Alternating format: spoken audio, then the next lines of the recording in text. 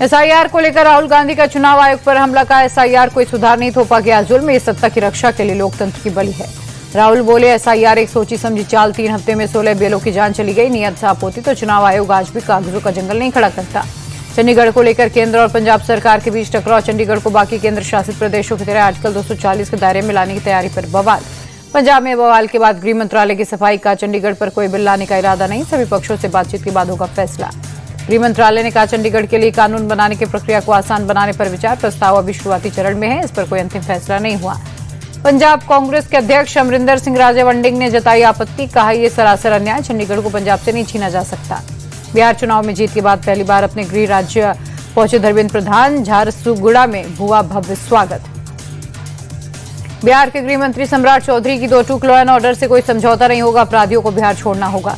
जीतन राम मांझी का आरजेडी पर तंज, कहा इनका वही हश्र होगा जो डायनासोर का आना संभव, लेकिन आरजेडी की वापसी संभव नहीं।